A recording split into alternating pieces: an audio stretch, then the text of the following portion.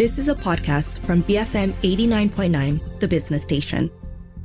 7:49 in the morning, you're listening to The Morning Run with Shazana, Keith, and Mark. Now, according to a study by a Washington, D.C.-based think tank, the Tholos Foundation, in partnership with Malaysia's Center for Market Education, Malaysia is ranked 45th out of 88 countries in their International Trade Barrier Index, which rates countries on a scale of 1 to 10, with lower scores indicating fewer trade barriers. So Singapore came out on the top with the lowest trade barrier score of 2.57. Meanwhile, Malaysia recorded a score of 3.88. And this is better than the global and East Asia and Pacific averages. The index covered 88 countries, which represented 76% of the world's population and 96% of the global gross domestic product. The index looks at 4 different pillars describing the most direct forms of trade barriers: tariffs, non-tariff barriers, service restrictions, and a facilitation score capturing the behind-the-border measures necessary to allow trade to occur. Scores closer to 1 indicate fewer trade barriers. Scores closer to 10 indicate the heaviest use of trade barriers. So for a deeper dive into this index, let's speak to Carmelo Ferlito, CEO at the Center for Market Education. Carmelo, good morning. Thanks for joining us. Now, help us understand, I guess, our scoring, right? We recorded an overall score of 3.88, which was a better score than the global average of 3.95 and the Asia-Pacific average of 4.0. But what does this say about Malaysia as a global trade destination? I think that we can apply the double judgment to Malaysia's performance. So on one side, Malaysia scores better than the world average and scored much better than the regional peers, particularly Indonesia, Vietnam, Philippines, and Thailand. But despite this better score, Malaysia is still in the global rank 45 out of 88 countries. And it is true that it is the second best in Southeast Asia, but the first best is Singapore, and Singapore is the best in the world. So it means that regionally, we have Singapore at the top, and Singapore is also at the top of the world, but the second best in the region, Malaysia, comes only 45.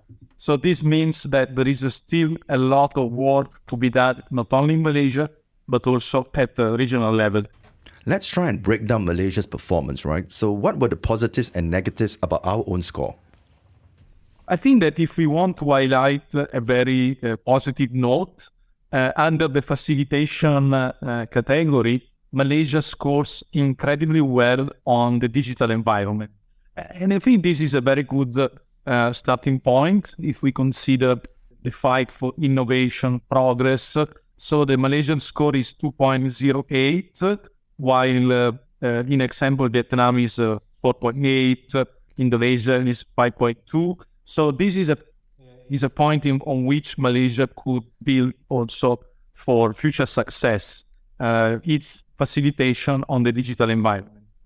Also in this case, I have to say, if we disaggregate more the data, we find contrasting signals, I would say.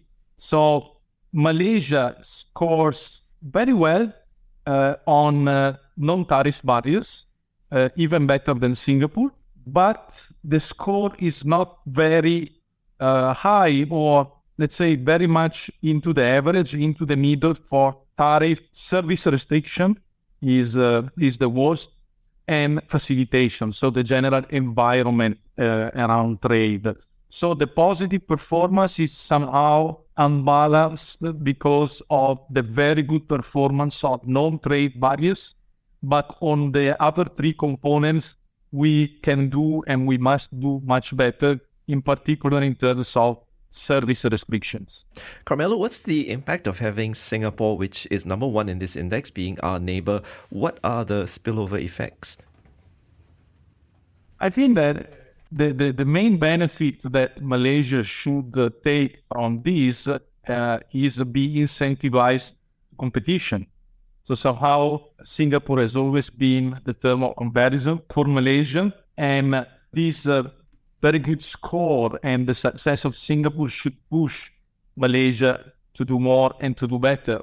However, a gap is still pretty high, and I would say that over the past years, the situation probably worsened, in particular on service restrictions. And Malaysia is somehow stepping back from its natural vocation to be an international trade hub destination.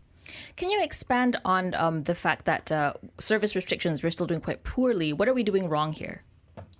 The worst performance under this perspective is retail. Okay, so the barriers that there are to retail services. But and on this, we are working on a specific case study.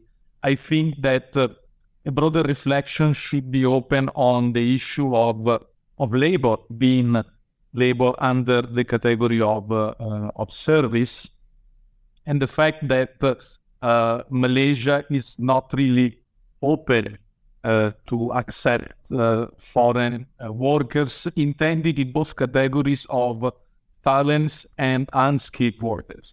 And this is particularly important for Malaysia because, you see, Malaysia is a small country and we have a mismatch in the labor market whereby we lack unskilled workers, but we have an excess of graduates, in particular in engineering disciplines. Having a higher degree of openness to labor movements in the region at regional level, I think could help to ease that kind of mismatch, because Malaysia could attract the workers they need and create opportunities for the domestically trained talents to look for better opportunities in other countries in the region. So, Carmelo, what can Malaysia do to address the issues you have raised and improve our rankings? First and foremost, I think Malaysia should become pivot country in regional negotiations for service liberalization.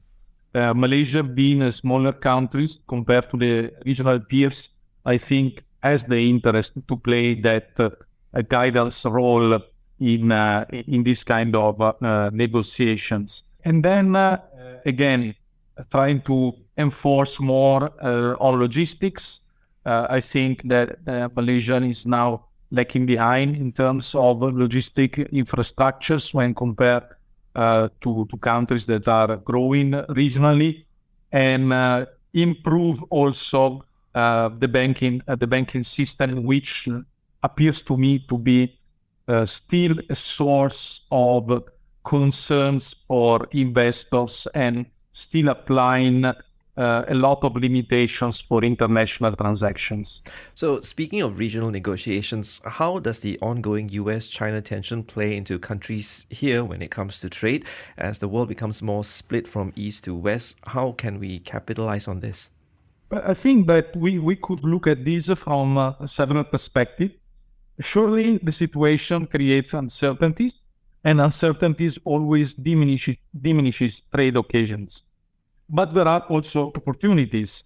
And I want to say this beyond some cynical consideration. One opportunity that has been created by the trade war is the fact that Chinese companies may use Southeast Asia countries for transformation processes that allow them to relabel the products and therefore to allow Chinese products to enter the US. This is a very, let's say, cynical way to find opportunities. But I will say, going beyond this, that Southeast Asia could and should capitalize on this by developing a more regional strategy, an integrated strategy for supply chain and service liberalization.